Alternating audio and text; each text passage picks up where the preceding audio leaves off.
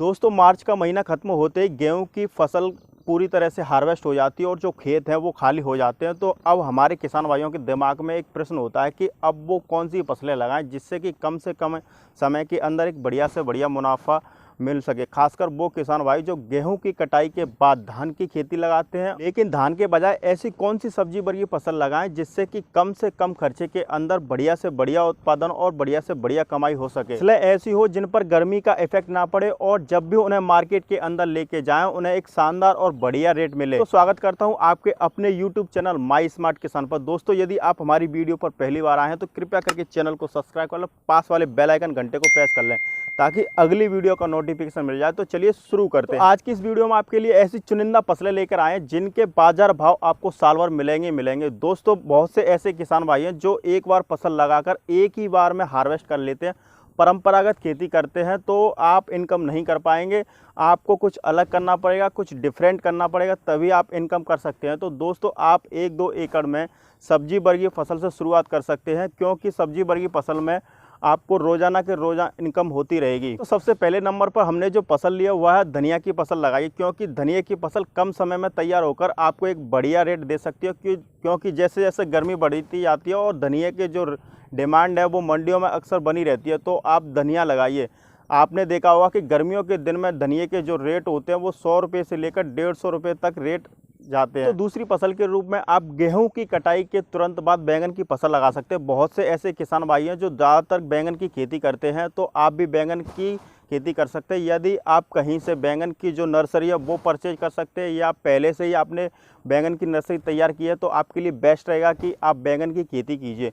क्योंकि जो बैंगन आपका जाएगा गर्मियों के दिनों में, उस समय जो रेट होते हैं वो 30 रुपये से लेकर 40 रुपये तक रेट जाते हैं और आप प्रति एकड़ बैंगन से लगभग 1.5 से 2 लाख रुपए आसानी से कमा सकते हैं।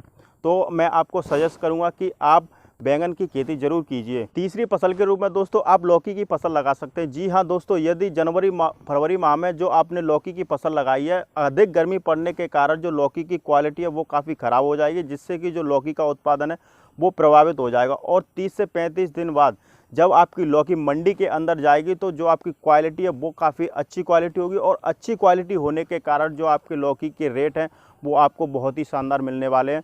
तो आप लौकी की फसल लगा सकते हैं, इससे भी अच्छा खासा पैसा कमाया जा सकता है। इसके अलावा दोस्तों अन्य फसल की बात की जाए तो आप अपने खेतों के अंदर तोरई की फसल लगा सकते हैं। तोरई की फसल एकमात्र ऐसी फसल है जो कम से कम समय में आपको बढ़िया से बढ़िया उत्पादन निकाल कर देगी।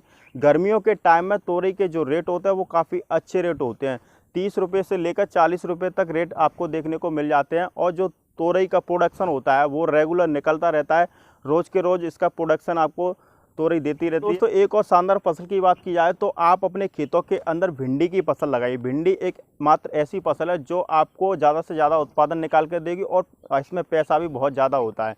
तो आप भिंडी की फसल लगाइए। इस टाइम जो अभी भिंडी चल रही है वो आपकी भिंडी आते वक्त जो मंडी में भिंडी है वो भिंडी में शॉर्टेज होने के कारण आपको अच्छा रेट देखने को मिल जाएगा। तो आप कुछ ही हिस्से में भिंडी की फसल लगा सकते हैं। अलावा दोस्तों बात करें अगली फसल की तो आप अपने खेतों के अंदर करेला की फसल लगा सकते हैं। करेला एक ऐसी फसल है जिसकी डिमांड साल भर बनी रहती है और करेले को मधुमेह और डायबिटीज़ के लोग ज़्यादा खाना पसंद करते हैं।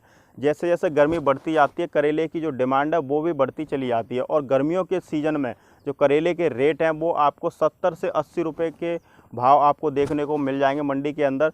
तो आपके लिए बेस्ट रहेगा कि आप करेले की फसल भी लगा सकते हैं अपने खेतों के अंदर। एक और शानदार फसल की बात की जाए जिसमें खर्चा नामात्र है तो आप अपने खेत के अंदर पालक की फसल लगाइए। क्योंकि पालक की फसल होती है वो उसकी जो डिमांड है वो साल भर बनी रहती है, तो आप पालक की फसल लगाइए। पालक से आपको अच्छा प्रोडक्शन मिलेगा और साथ ही साथ आपको एक अच्छा पैसा भी मिलेगा।